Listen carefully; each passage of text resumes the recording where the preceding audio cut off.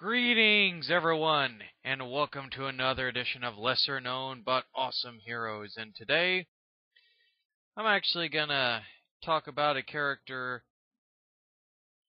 who had a really bad movie in the 80s or so, but whose comic book was actually pretty cool and actually quite hilarious.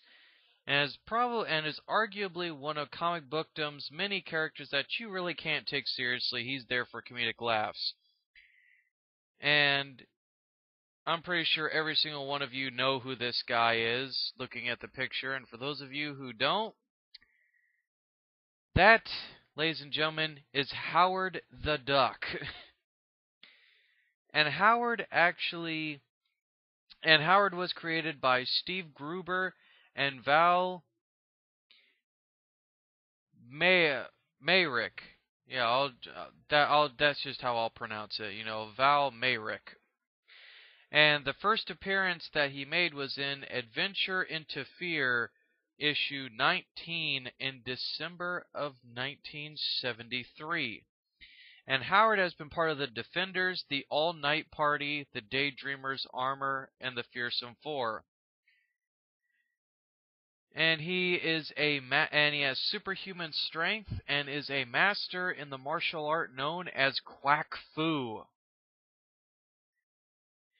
However, though Howard displays no other superhuman abilities, but although he is very heavily skilled in Quack Fu, it's amazing that it is enough to beat or hold his own against far larger opponents. And on top of that, he has also shown, to a certain extent, a mystic ability, to the point that Doctor Strange actually taught some spells to him and even offered to train him, but he declined. And there was also on another occasion where Howard used a power-armored suit known as the Iron Duck, which was designed by Claude Starkrowski.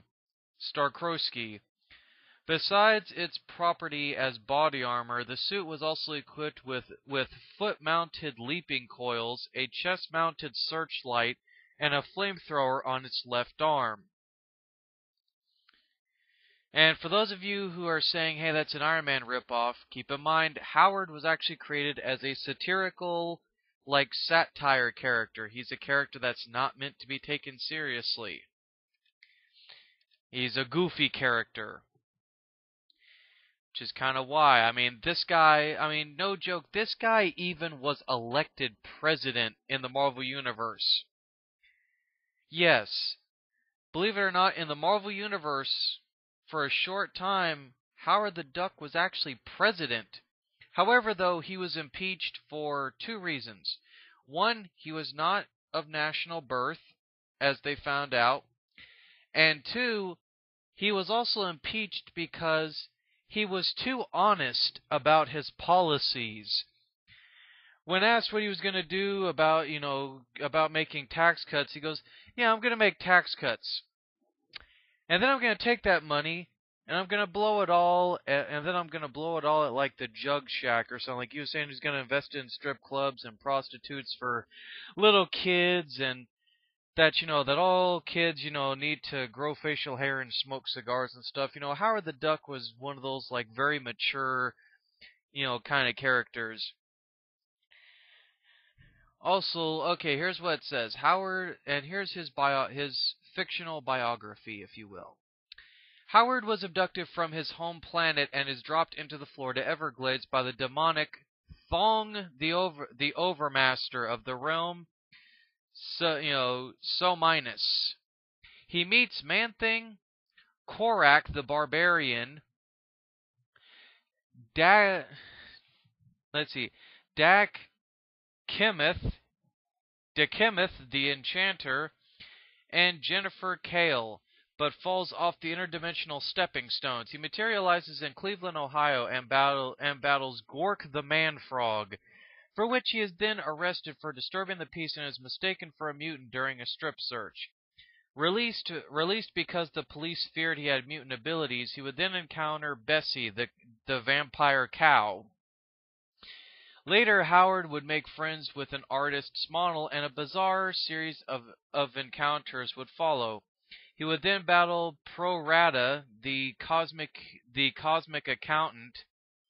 He would meet Spider-Man. He would battle Turnip Man and Kidney Lady, and he then learns Quack Fu. He would then encounter Winky Man, a sleepwalking alter ego of Beverly's artist friend Paul Sam, who would become a series regular and share the apartment, and becomes a pro wrestler even at one point. Howard and Beverly would then hit the road, seeking shelter in a gothic mansion where they battle an animated gingerbread man. They eventually end up in New York City, where Howard is nominated for president by the All Night Party. Howard would then battle the Band of the Bland, Dr. Angst, Sitting Bullseye, Tilly the Hun, the Spanker, Black Hole, and Black Hole alongside the Defenders. A doctored photo scandal leads him to Canada and the defeat of a supervillain, La Beaver, who falls to his death. Howard would then suffer a nervous breakdown and flees Bev and their situation on a bus. Unfortunately, the passengers are all believers in various weird cults and try to interest Howard in them. His seatmates are Winda Wester, affiliate, afflicted with an Elmer Fudd-like speech impediment, and Blotty, the Kidney Lady. After the bus crashes, Howard and Winda are sent to a mental institution, where he would then meet Damien Hellstrom, the son of Satan. And then would become briefly possessed by his demonic soul, becoming the fowl of Satan. And Beverly and Paul get them both back to Cleveland. Later on a cruise ship returning from scenic Bagman, Howard and Beverly are taken captive by Lester Vardy, who had a crush on Beverly in college and now has the identity of the supervillain known as Dr. Bong. No, that is not a weed joke. I kid you not. Look up this villain. He is not associated with weed. Apparently, he's a supervillain that uses a giant bell for a helmet and can send out sonic vibrations, which actually made him deaf completely. Not a very smart villain, as you can... Matter of fact, every villain I've named off for Howard the Duck, this should tell you just how goofy and satirical this character is. But anyway, let's keep going. Who illegally marries Beverly against her will and transforms Howard into a human. After escaping back to New York and being restored to his natural form, Howard is hired as a dishwasher by Beverly's uncle and namesake, who goes by Lee. Howard would then battle Sud, and then he would battle Sufai. And then Howard is then reunited with Man-Thing, Korak, and Jennifer Kale, and as they battle I'll just spell it out. BZCK apostrophe JOH. After finally meeting up with the cruise ship that rescues Paul and Winda, now befriended by socialite Iris Raritan, he then attends her party on Long Island, where he is abducted by the ringmaster in a circus of crime. Paul is shot and left in a coma, and Winda, abandoned by Paul and Iris, is apparently raped by a hobo. Okay, that's not gruesome at all. And after defeating the circus of crime, Howard, plagued by pessimistic dreams, goes his way alone as he had at the beginning of the series. Mantelo, beginning with issue 30, returned the series to its former status quo, bringing Beverly back into the picture and having her divorce Dr. Bong and getting Paul, who has been shot by the ringmaster, out of the hospital. Lee Switzler brings everybody back to Cleveland and employs Howard as a cab driver, while Paul, back to being a SOMNAMBULIST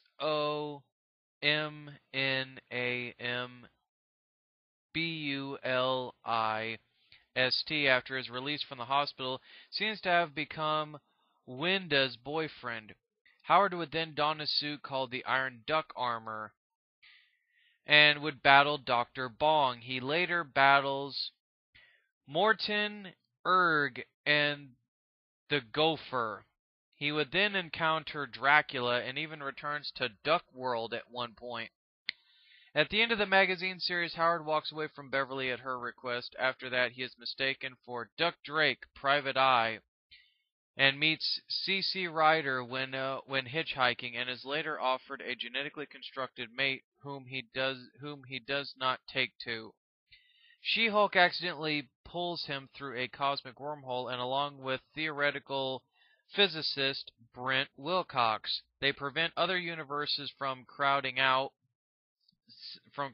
Earth 616. By this point, Beverly is working as a rent-a-ninja.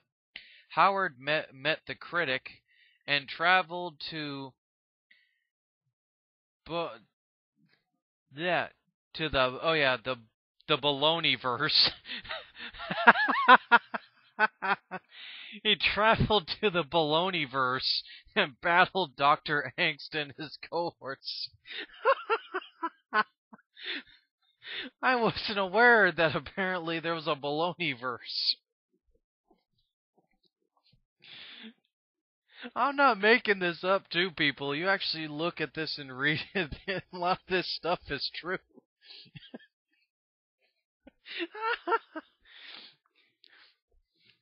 An encounter with Peter Parker, Ben Reilly, the then current Spider-Man, and a rematch with the Circus of Crime.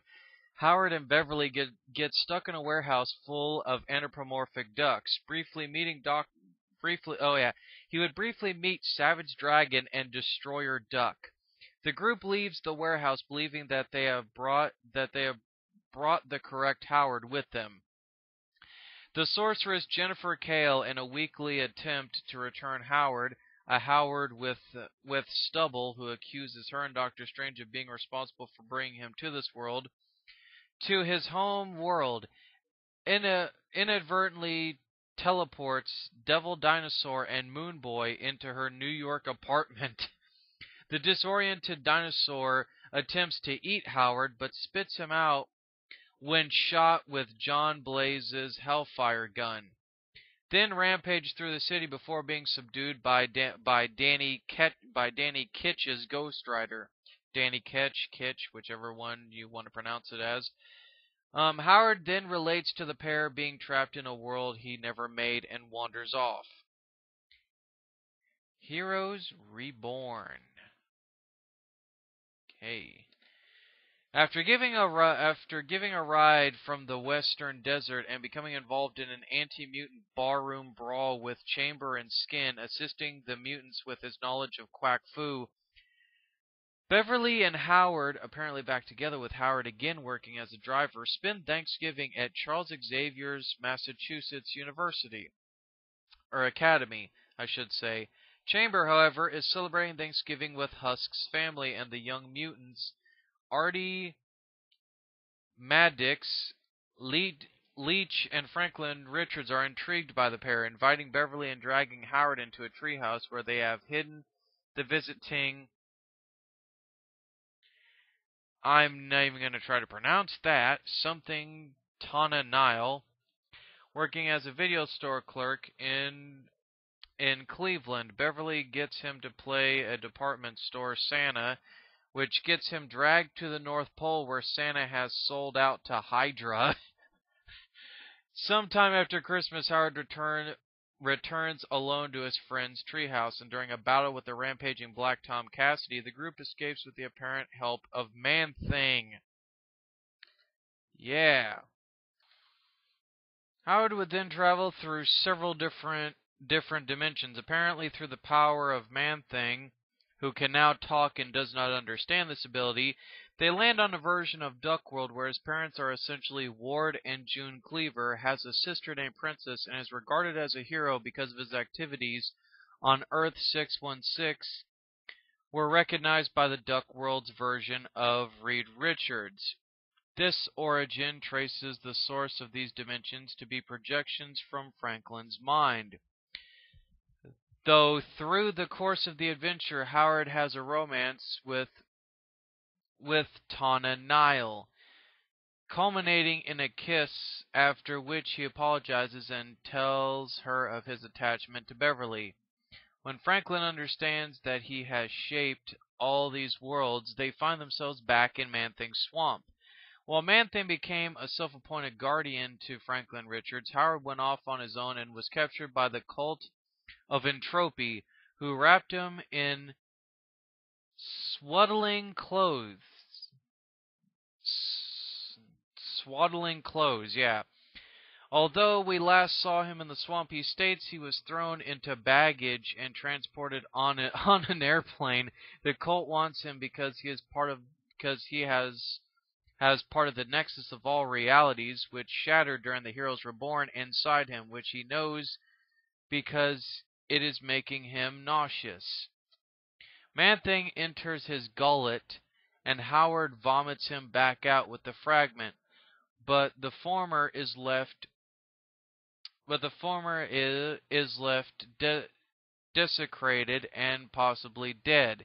He then encounters Namor, who thought he had slain the creature, but Howard explains that he would not be lugging his friend's body if it were the case. Howard sets Man-Thing down in the water, and he revives during the conversation with Namor. Once he sees that Man-Thing is alive and well, he bids Namor farewell and says he is returning to Cleveland. Back with Beverly, he undergoes further shape-shifting experiments from Dr. Bong. Beverly is hired by Verdi's Global Branded Content Corporation, which manufactures boy bands from protein vats based on the sexual arousal of a focus group of gay men attempting to destroy an escapee whom Beverly has taken in. Bong inadvertently knocks Howard into the vat, which changes him unstably into a mouse, showering changes his form. Basically, he changes his form multiple times. There we go. And Verdi then goes to the press and claims that his building was attacked by Osama the Duck in Arabic. And let's see. There we go. Howard and Beverly are sent back on the road after the junkyard office they had been living in was destroyed by a SWAT team. And denied admittance at every possible shelter due to lack of funds, the pair and their dog find a sign on the boarding house of mystery, but are taken to the police station for questioning and strip searches by Susie Pazuzu, with whom Beverly had attended high school. One of the officers on the case is the same beat cop who mistook Howard for a mutant many years before. Susie is the inheritor of the douche-blade, which starts to take her over until in a skirmish the bracelet is caught by Howard.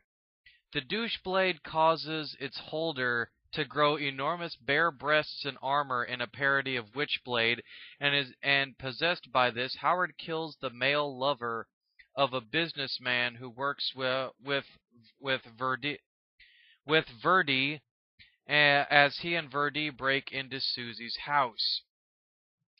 Arriving at the boarding house of mystery, Howard and Beverly encounter Cain and Abel, the latter with a rock stuck in his head that allows him only moments of lucidity. And there they are granted their every wish, including Howard's return to his true form, and Beverly never being tight again. And meet parodies of John Constantine, Wesley Dobbs, The Endless, Spider Jerusalem, and Gruber's own Nevada, called Utah, all characters from DC Comics' Vertigo imprint. The downside is that everyone stayed in the place that everyone staying in the place gets their every wish. So Guevara can have his revolution, but someone else can easily slaughter him. One tenant, a writer named Dr. Gormouth, a parody of Spider Jerusalem, takes Beverly and Howard to be on the IPRAH show with the topic why women give it to men who don't get it. The hell? Oh, there we go. And and a guest star, Dr. Phillip. Upon leaving the house, Howard is again transformed into a mouse, and the guy has... Oh, it's pronounced Ipra. It's supposed to be a play on Oprah. Has been merged with an experiment by the angel Gabriel called something. I don't even know how to pronounce that, but it's intended to replace God because God has been spending all his time in a bar in hell since 1938. Is a creature half id and half superego, whereas Iprith is an all-ego promoter of self-indulgent pop psychology. Considering her dangerousness, Gabriel sends Cherub Thrasher to resurrect Sigmund Freud, whose cigar blasts out half of Thrasher's brains. Being immortal, this just makes him act drunk. Iprith destroys Freud, but Howard blasts her with the cigar, separating her from the creature. Puffing on the cigar, Howard disintegrates and arrives in hell. He is eventually freed by Yath, a being who claims to be God. And Adam Beechen's ending of Dr. Fate More Pain comics, which Gruber left unfinished business when he died. Howard, who has heard but unseen his speech balloons ending with wah, dispatched the elf with a gun to destroy Nigel and Yamp, then invited to Elf for one last drink. With that, blah blah, and so on and so forth. And sometime later, Howard would attempt to register under the Superhuman Registration Act during the Marvel Civil War, but learns his sociably detached life has created so much more bureaucracy headaches that the government policy is that Howard does not exist. This lack of government oversight delights him. No more parking tickets, no more taxes, no more jury duty. In this story, Howard says he also was pressured to give up his cigars. However, after he defeats the supervillain MoDOT's scheme to control the public through mass media, his attorney, Jennifer Walters, successfully restores his citizenship, including all relevant responsibilities. In Secret Invasion, he is partly seen as part of a superhero army battling the invading Skrulls.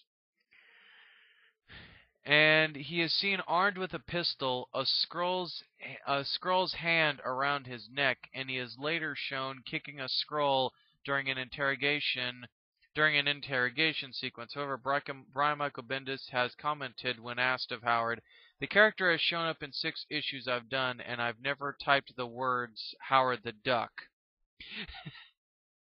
And in Marvel Zombies 5, the Howard the Duck of 616 teams up with Machine Man, Ultron, and Jocasta to travel across the multiverse fighting zombies. And during the events of Fear itself, he forms a team called the Fearsome Four with Frankenstein's monster, She-Hulk, and Nighthawk to actually stop Man-Thing. And that is officially it, guys. That is everything on the comic book version of Howard the Duck.